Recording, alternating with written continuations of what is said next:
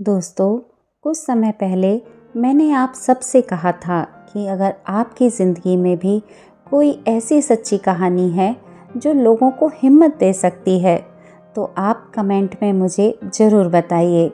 और सच कहूँ, मुझे बिल्कुल उम्मीद नहीं थी कि धीरे-धीरे इतने लोग अपनी ज़िंदगी के अनसुने किस्से मुझ तक पहुँचाना शुरू कर देंगे।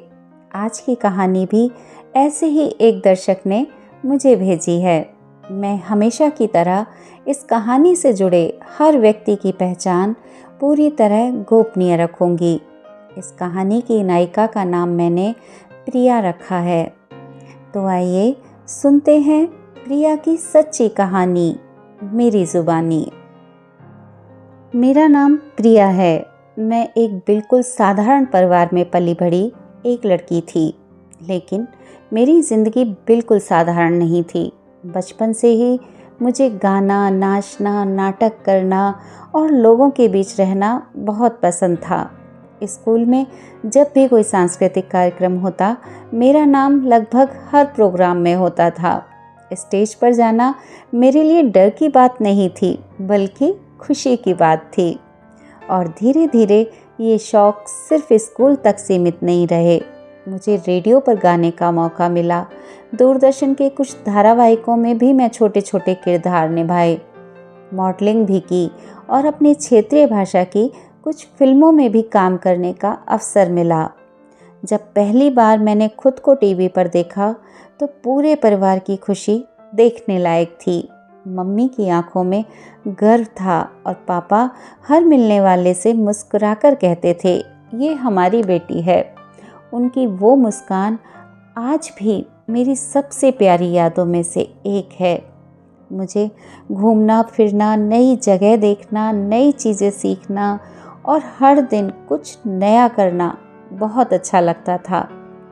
मैंने कभी नहीं सोचा था कि ज़िंदगी इतनी जल्दी इतना बड़ा मोड़ ले लेगी। पढ़ाई भी मेरे लिए उतनी ही ज़रूरी थी। मैं चाहती थी कि अपनी पहचान सिर्फ अपनी कला से नहीं, बल्कि अपनी मेहनत और अपनी शिक्षा से भी बनाऊं। मेरा सपना कोई बहुत बड़ा नहीं था। मैं बस इतना चाहती थी कि पढ़ लिख कर अपने पैरों पर खड़ी हो जाऊं और जिस घर में मेरी शादी हो, उस घर को अपना बना लूं। माँ हमेशा कहती थी, बेटा, रिश्ते प्यार से निभाए जाते हैं, और मैंने उनकी ये बात दिल से मान ली थी। मुझे लगता था अगर मैं सबको अपना मानूंगी, तो एक दिन सब मुझे भी अपना मान लेंगे। समय बीता और मेरी शादी हो गई। विदाई के समय पापा ने मेरा सिर सहलाते हुए सिर्फ एक बात कही, बेटा, जहाँ जा रही हो उस घर को अपना घर समझना।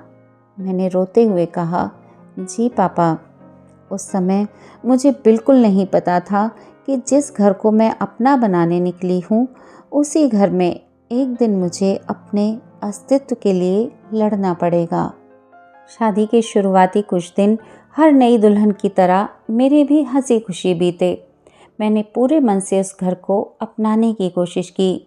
सुबह सबसे पहले उठना, सबकी पसंद का खाना बनाना, घर के काम सीखना। मैं चाहती थी किसी को मुझसे शिकायत का मौका ना मिले, लेकिन शिकायतें मेरी गलती से नहीं, मेरे होने से थी। एक दिन सासू माँ ने चाय का कप रखते हुए कहा, इतना भी काम ठीक से नहीं होता तुमसे। मैंने तुरंत दूसरी चाय बना दी।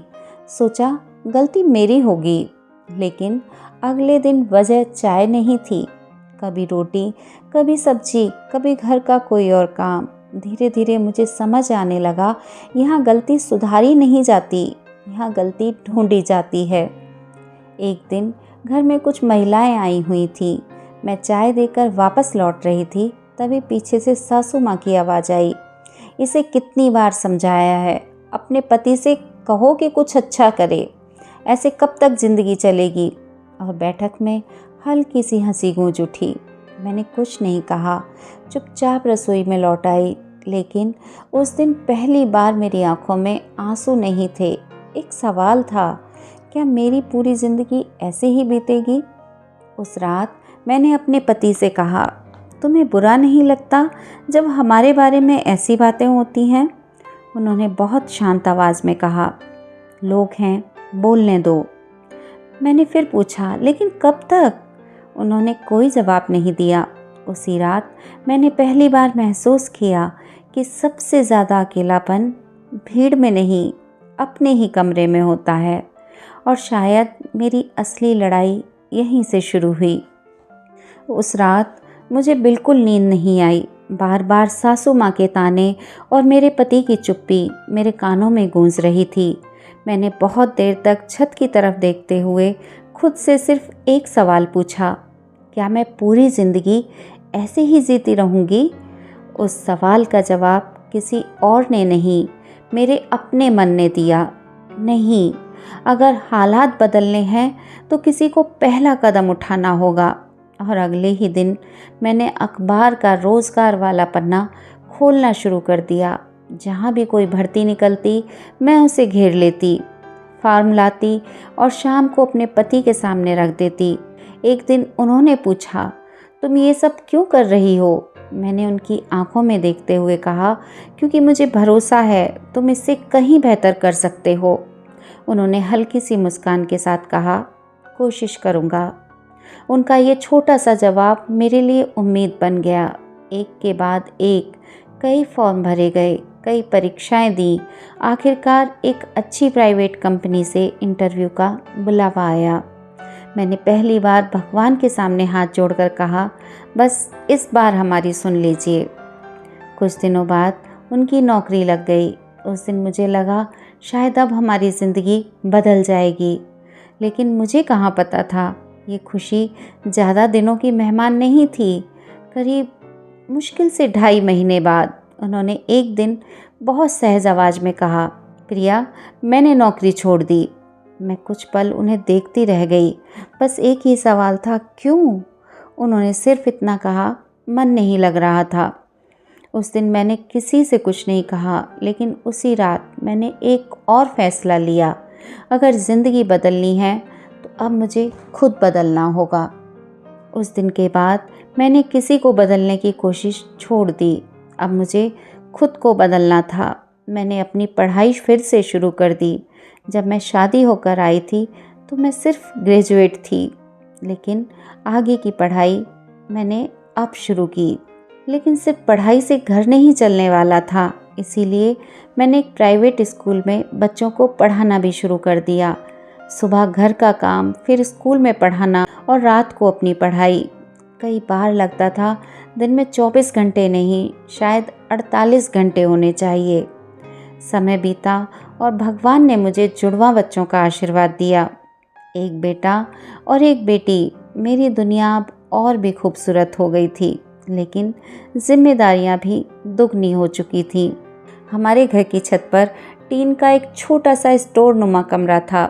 ना पंखा ना हवा। गर्मियों में टीन इतनी तपती थी कि वहाँ बैठना भी मुश्किल हो जाता था, लेकिन वही मेरी पढ़ाई की जगह थी। मैं पसीने से भीगती रहती और किताबों के पन्ने पलटती रहती, क्योंकि मुझे पता था मेरी मंजिल आराम से नहीं मिलेगी। जब परीक्षाएं नज़दीक आती तो पढ़ाई के लिए लगातार समय चाहिए होता था। मेरे दोनों बच्चे तब करीब 2-3 साल के थे। उनके सो जाने पर मैं उन्हें घर वालों के भरोसे छोड़ती और अपनी पड़ोसन के घर चली जाती।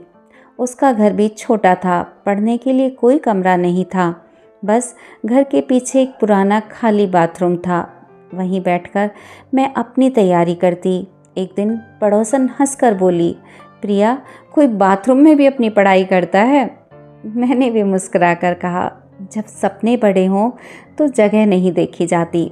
धीरे धीरे मैंने अपनी पढ़ाई जारी रखी, स्कूल में पढ़ाती भी रही और प्रतियोगी परीक्षाओं की तैयारी भी करती रही। मुझे नहीं पता था कि यही संघर्ष एक दिन मेरी पूरी ज़िंदगी बदल देगा। ज़िंदगी अब भी आसान नहीं हुई थी, लेकिन अब मुझे अपने संघर्ष का मतलब समझ आने लगा था। प्राइवेट स्कूल की नौकरी से बहुत बड़ी तनख्वाह नहीं मिलती थी, लेकिन हर महीने जब वेतन हाथ में आता तो लगता मेरी मेहनत की भी एक कीमत है। मैंने खर्चों के बाद थोड़े थोड़े पैसे बचाने शुरू कर दिए। कभी नई साड़ी लेने का मन हुआ तो टाल दिया, कभी अपने लिए कुछ खरीदने का सोचा तो खुद को समझा लिया। धीरे धीरे मेरे पास लगभग 30,000 रुपये जमा हो गए। उन्हें मैं खर्च नहीं करती थी, मन ही मन सोचती पता नहीं कब ज़रूरत पड़ जाए। उधर मैं प्रतियोगी परीक्षाओं की तैयारी भी करती रही। एक परीक्षा, दूसरी परीक्षा, कई बार उम्मीद जगी, कई बार टूट गई, लेकिन मैंने हार मानना नहीं सीखा था। फिर एक सुबह डाकिये ने घर पर एक लिफाफा दिया। मैंने कांपते हाथों से उसे खोला। कुछ पल जैसे मुझे समझ ही नहीं आया कि उसमें लिखा क्या है। फिर मेरी नज़र एक पंक्ति पर ठहर गई। मेरा चयन सरकारी अध्यापिका के पद पर हो गया था। मेरी आंखों से आंसू बहने लगे। इस बार ये आंसू बेबसी के नहीं थे, बरसों की मेहनत, बरसों के संघर्ष और अनगिनत जागी हुई रातों की जीत थी। मैंने सबसे पहले अपने पापा को फ़ोन किया। उधर से उनकी आवाज़ आई। मुझे पता था मेरी बेटी एक दिन ज़रूर सफल होगी। उस दिन उनकी आवाज़ में जो गर्व था वो मेरी ज़िंदगी की सबसे बड़ी कमाई थी। मुझे क्या पता था कि किस्मत मुझसे ये खुशी भी ज़्यादा दिन तक नहीं रहने देगी। सरकारी नौकरी लगने के बाद मुझे लगा अब शायद ज़िंदगी धीरे धीरे संभल जाएगी। घर की आर्थिक चिंता कुछ कम हुई। मेरे बच्चों का भविष्य अब पहले से थोड़ा सुरक्षित लगने लगा था। और सबसे ज़्यादा खुश मेरे पापा थे। जब भी उनसे बात होती वो बड़े गर्व से कहते, मेरी बेटी ने हार नहीं मानी। उनकी ये बात हर बार मुझे नई ताकत दे जाती। लेकिन ज़िंदगी कभी कभी बिना बताए सब कुछ बदल देती है। एक दिन अचानक खबर मिली कि पापा अब इस दुनिया में नहीं रहे। कुछ पल के लिए मुझे लगा जैसे मेरे पैरों के नीचे की ज़मीन ही खिसक गई हो। मैं उनके पास पहुंची, लेकिन अब वो बोलने के लिए नहीं थे। मैंने उनका हाथ पकड़कर बस इतना कहा, पापा आपकी बेटी आ गई। लेकिन इस बार कोई जवाब नहीं मिला। पापा के जाने के बाद मैं अंदर से पूरी तरह टूट चुकी थी। फिर भी बच्चों के लिए, अपनी नौकरी के लिए और ज़िंदगी के लिए मुझे खुद को संभालना पड़ा। मैंने सोचा शायद अब इससे बड़ा दुख मेरी ज़िंदगी में नहीं आएगा। लेकिन सिर्फ 1 महीने बाद ज़िंदगी ने एक और कठिन परीक्षा मेरे सामने रख दी।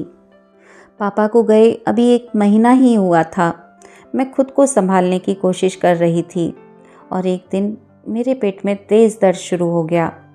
पहले मैंने सोचा कि शायद थकान होगी या गैस होगी, लेकिन दर्द हर दिन बढ़ता ही जा रहा था। आखिरकार मैंने डॉक्टर को दिखाया।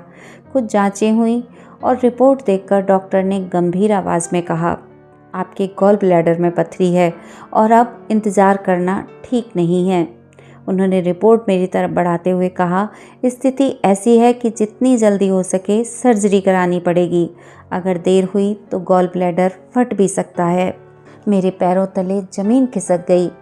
मैं चुपचाप रिपोर्ट लेकर घर लौट आई। घर पहुंचते ही मैंने अपने पति को बताया तो पति ने मुझसे कहा कि मेरे पास तुम्हारे ऑपरेशन के लिए कोई पैसे नहीं हैं। मैंने अपनी अलमारी खोली। उसमें वही 30,000 रुपये रखे हुए थे जो मैंने प्राइवेट स्कूल में पढ़ाते हुए थोड़ा थोड़ा करके बचाए थे। मैंने वो पैसे निकाले और अपने पति के हाथ में रख दिए और धीरे से कहा, डॉक्टर ने कल ही अस्पताल में भर्ती होने को कहा है। ये 30,000 रुपये हैं, इन्हीं पैसों से मेरी सर्जरी करा देना। उन्होंने पैसे तो ले लिए लेकिन कोई जवाब नहीं दिया। अगली सुबह मैं तैयार होकर उनका इंतज़ार करती रही और फिर उन्होंने बिल्कुल सपाट आवाज़ में कहा, मैं तुम्हारे साथ नहीं जा सकता, मुझे ड्यूटी पर जाना है। एक पल के लिए मुझे लगा शायद मैंने ठीक से सुना नहीं, लेकिन उन्होंने अपना फैसला बदलने की कोशिश भी नहीं की। आखिर में मेरे ससुर मुझे हॉस्पिटल छोड़कर चले गए। जाते जाते बस उन्होंने इतना कहा कि अब आगे तुम खुद देख लेना, और वो भी चले गए। मैं अस्पताल के गेट पर अपनी फाइल और एक छोटे से बैग के साथ अकेली खड़ी रह गई। उस पल पहली बार मुझे एहसास हुआ कि कुछ लड़ाइयाँ सचमुच इंसान को अकेले ही लड़नी पड़ती हैं। मैंने खुद ही भर्ती होने की सारी औपचारिकताएं पूरी की, फॉर्म भरे, कागज़ों पर हस्ताक्षर किए और चुपचाप वार्ड में जाकर बैठ गई। उस पूरे अस्पताल में मेरे साथ कोई अपना नहीं था। अस्पताल के वार्ड में मैं बिल्कुल अकेली बैठी थी। ऑपरेशन में अभी कुछ घंटे का समय बाकी था। दिल में डर भी था और पापा की याद भी बार बार आ रही थी। तभी मेरे मोबाइल की घंटी बजी। फ़ोन मेरी सबसे बड़ी बहन का था। उन्होंने हमेशा की तरह हंसते हुए पूछा, कैसी है मेरी छोटी बहन? बस इतना सुनना था कि मैं खुद को संभाल नहीं पाई। मेरी आवाज़ भर्रा गई और मैं रो पड़ी। उन्होंने घबराकर पूछा, क्या हुआ, रो क्यों रही है? मैंने किसी तरह खुद को संभालते हुए कहा, दीदी मैं अस्पताल में हूँ। वो एकदम चुप हो गई। अस्पताल? क्या हुआ? मैंने उन्हें सब कुछ बता दिया, पेट के दर्द से लेकर गॉल ब्लैडर की सर्जरी तक, और ये भी कि मैं इस समय बिल्कुल अकेली हूँ। कुछ पल तक उधर से कोई आवाज़ नहीं आई। फिर उन्होंने खुद को संभालते हुए कहा, प्रिया तो बिल्कुल मत घबराना। मैं अभी निकल भी जाऊं तो मेरे पहुंचने में बहुत देर हो जाएगी, लेकिन तू अकेली नहीं है। मैं अभी दूसरी बहन को फ़ोन करती हूँ, वो तुरंत तेरे पास पहुंचेगी। उनकी आवाज़ में एक बड़ी बहन की मजबूरी भी थी और भरोसा भी। फ़ोन रखते ही मैं फिर चुपचाप बैठ गई। करीब 1 घंटे बाद मैंने देखा मेरी बीच वाली बड़ी दीदी भागते हुए वार्ड की तरफ आ रही थीं। मुझे देखते ही उन्होंने बिना कुछ कहे मुझे गले लगा लिया। हम दोनों कुछ देर तक सिर्फ रोते रहे। फिर उन्होंने मेरे आंसू पोंछते हुए कहा, पगली ऐसी बात भी कोई छुपाता है? जब तक मैं हूँ खुद को कभी अकेला मत समझना। उस पल मुझे पहली बार लगा कि रिश्ते सिर्फ खून से नहीं होते। रिश्ते वो होते हैं जो सबसे मुश्किल समय में बिना बुलाए आपके साथ खड़े हो जाएं। उस दिन मेरी सर्जरी सफल रही। मैं धीरे धीरे ठीक हो गई। आज जब पीछे मुड़कर अपनी ज़िंदगी देखती हूँ तो दर्द के कई चेहरे याद आते हैं। सास के ताने, पति की बेरुखी, पापा का बिछड़ जाना और अस्पताल का वो अकेलापन। लेकिन इन सब के बीच मुझे अपनी बहनों का साथ भी याद आता है।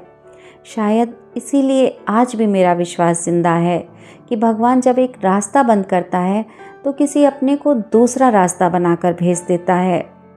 अगर मेरी कहानी सुन रहे किसी भी व्यक्ति को लगता है कि उसकी ज़िंदगी में अभी सिर्फ अंधेरा है, तो बस इतना याद रखिए, अंधेरा हमेशा नहीं रहता। हिम्मत रखिए, क्योंकि एक दिन आपकी कहानी भी किसी और के लिए हिम्मत बन सकती है।